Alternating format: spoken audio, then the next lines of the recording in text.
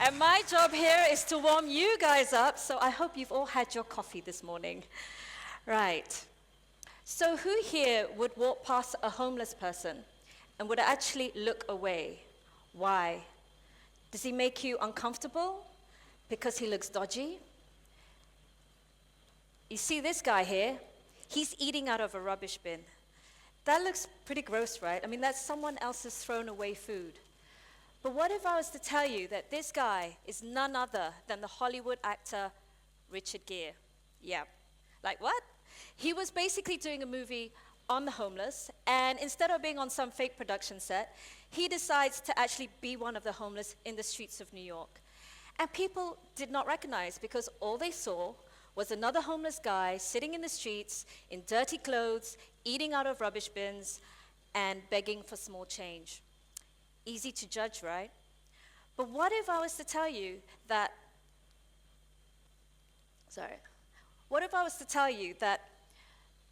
this is exactly what is our issue right now. Meet Kat Aisha. She's in her 40s, and she lives on the streets, and basically, she's earning her income from collecting recyclables. Now, you would not believe her story because she used to travel to Dubai, UK, and US for work. In fact, Kat Aisha was one of the senior top management here at an international bank. So how did this happen? Why is she homeless? Well, we suspect that she's suffering from a slight mental disorder, but her story of corporate success to now living on the streets would shock most people. And it shocked her colleague who actually recognized her on the streets. Like I said, it could happen to any one of us. Now, I'll admit, before I was at Kachara Soup Kitchen, I used to walk past a homeless and really not make any eye contact because it made me feel uncomfortable. But the day that I volunteered at Kachara Soup Kitchen, it was an eye-opening experience. Because the homeless, they have personal stories to share.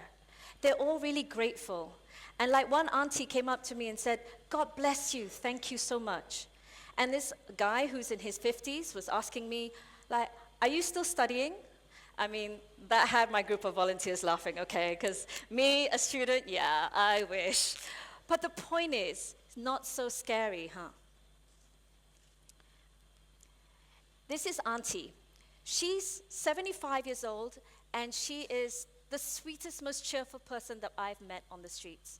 And it would blow you away, because the minute she starts talking, she speaks so many languages. She was talking in Japanese, in German, in Spanish, and in Korean. And when I pointed to my friend and said, "Oppa," she just burst into a string of Korean. I had no idea what she was saying. But she was so cheerful that it made us all laugh. So why is a smart woman like Auntie, who loves to share her life wisdoms to random strangers like us, why is she alone on the streets? Where is her family? Now in Malaysia, we have currently 1,800 homeless registered, about 1,000 in KL, and here in Johor, about 100. Now a lot of people say to me, "Oh, there must be foreigners." No, they're mainly all Malaysians. And here is the key defining statistic. 79% of the homeless are from underprivileged background. 84% are school dropouts. They're children from abused homes or orphans, single fathers, single mothers, basically poor upbringing. And here is another myth assumption, and that is, they often say to us, "We are aggravating the problem." One lady came up to me and said, "You're aggravating this issue because they're lazy to get off the streets and find a job." You can imagine my look of disbelief. I said to her, I said, "I wouldn't be so quick to judge if I were you until I go out there and actually experience for yourself what's happening on the streets." And secondly, we do more than just feed the homeless. We actually try to get them back into society and get them jobs. And did you know that 64% of the homeless are actually working? Yes, 64%. It's just that they have jobs by day or by night, but their income doesn't reach enough for them to rent a room. Shocking, right? Meet Uncle Jack and Auntie Rose. Now, we like to think of them like the Titanic, Leonardo DiCaprio and Kate Winslet, Jack and Rose. And their story is just as tragic, because when Uncle Jack met Auntie Rose, the children of Uncle Jack disapproved. So Uncle Jack had to move out. And because they're an elderly couple, they couldn't find a job. And so they couldn't get into shelters either, because shelters separate men from women. So they ended up living on the streets. Now, I remember meeting Uncle Jack, and the way that he would put a blanket over Auntie Rose, and he would take care of her while she was sleeping at the bus stop. Anyhow, their story went viral, and someone decided to actually help them out by renting a room. But the happy ending did not last that long, because when we met up with Uncle Jack recently, he told us that unfortunately Auntie Rose had passed on. So now Uncle Jack is waiting to be put into a shelter. But their story is just as tragic as Titanic, because they sacrificed so much to be together. It's heartbreaking, right? And what it tells you is that behind every person, there is a humanity story.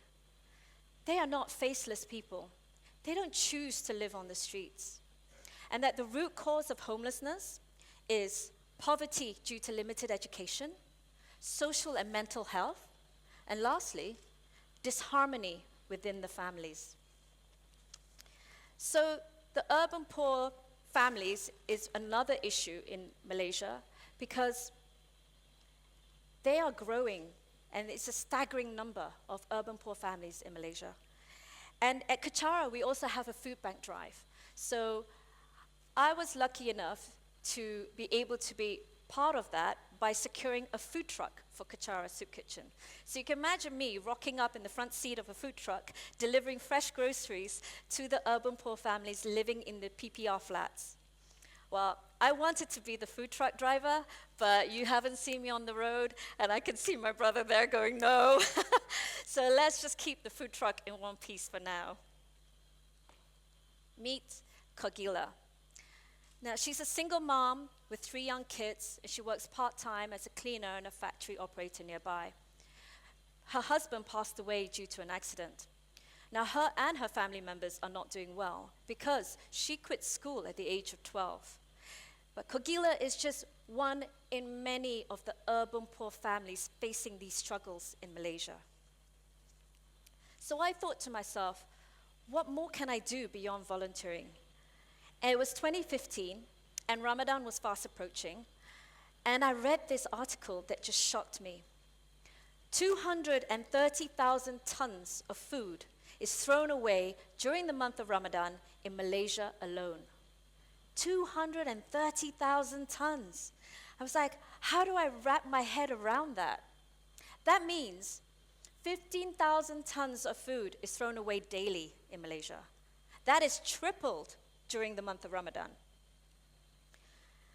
And that means, like, if you could imagine, your Petronas Twin Towers could be filled up 30 times over with the food wasted.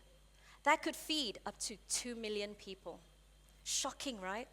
I thought to myself, why can't we be like France? Why can't we legislate that supermarkets and hotels can't throw away surplus food and instead have to give it to charities? And then it dawned on me, okay, so I'm not a policymaker, but maybe, just maybe, I could write to the hotels and ask them to take their surplus food and give it to the charities to feed those in need. So you can imagine me contacting all my hotel contacts, and their response was immediate. They were like, Princess, we are 100% behind you. I was like, OMG. I was like giving fist pumps. I was like so happy. And thus was born Zero Food Wastage. So you can imagine queues of homeless people, up to 100, queuing up for the warm food that we had saved from these Ramadan buffets. Food that would have gone into the bins. Food like biryani, chicken rice, spinach, lamb stew, food that they probably haven't tasted in years. Food that you and I would take for granted every day. Meet Mala. She's 34 years old, and she has 3 young kids from age 2 to 14. Now, she had an abusive partner, but she managed to escape. And now she's living with her brother, who has 5 kids. Now, Mala earns 300 ringgit a month as a Rela volunteer. Her brother earns 50 ringgit a day. So you can imagine that they're having a very tough time making ends meet. And when I met Mala, she said to me, my children go out in the morning, they have nothing to eat. And they come back in the evening and they only have bread or eggs. And my baby has no milk, only water. So thank you so much for the food that you're bringing. And so there it is, ladies and gentlemen.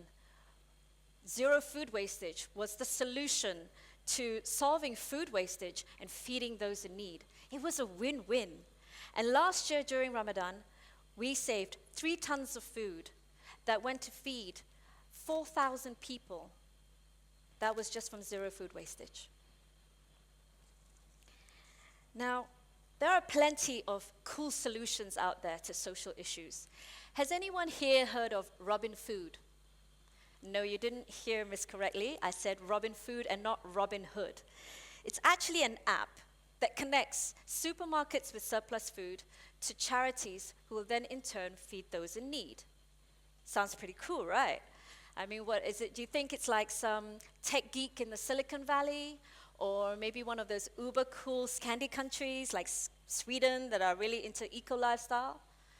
Actually, it's Malaysian. And the folks who developed this app are 14 to 16-year-old students from East Malaysia. Yeah, how cool is that? 4 boys and a girl from Sabah, Sarawak, who actually came up and developed this prototype app. They were the ones who won the Sime Darby Young Innovators Challenge. And let me tell you, at age 14, I was not solving global hunger. So all I'm saying is that, seriously, we have some really kick-ass kids with some badass ideas. And that is just so awesome. And my point is this. Do not let age or gender, education or background stop you from doing what you believe in. If there is a cause that you are passionate about, then step up and do something about it.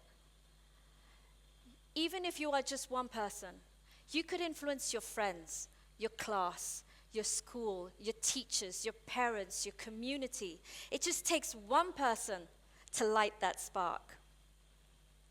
And yes, you will meet challenges, because I certainly did.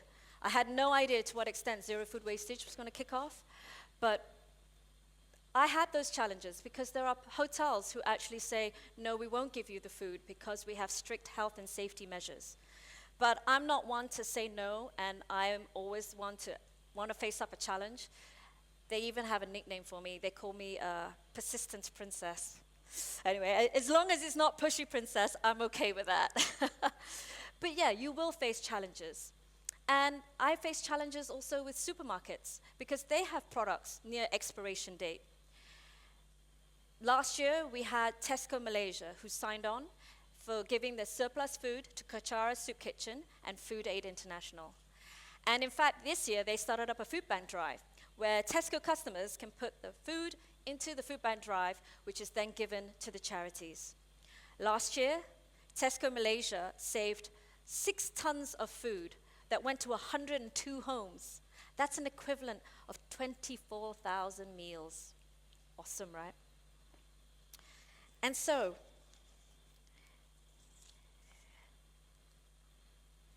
the question is, what can you do about it? What can you contribute? Well, for starters, you can volunteer. And yes, that's my brother and I. You can volunteer in whatever cause that you're passionate about, whether it is the environment or for charity, soup kitchen, community action projects. There are plenty of established NGOs out there that you could get involved with. And here, right in Johor, we also have a Kachara soup kitchen. What else? You could influence others. Yeah, spread the word, recruit your friends, and then like a movement, like dominoes, it will just spread and catch on. So guys, I'm going to leave you with this. You have the unlimited power within you to make change for good. Don't just sit and rant, because quite frankly, it's boring, and who reads it anyway? But go out there and do something about it. Do anything. Just make a difference. And like I said, you can spread the word, and then that movement catches on. And when they say age is just a number and the youths are the tomorrow, I say that's a cliche, because I believe the youths are the today. It is now the call for action. So maybe it'll be one of you guys standing right here next year, inspiring all of us. So go out there, make that change, be that change. Thank you.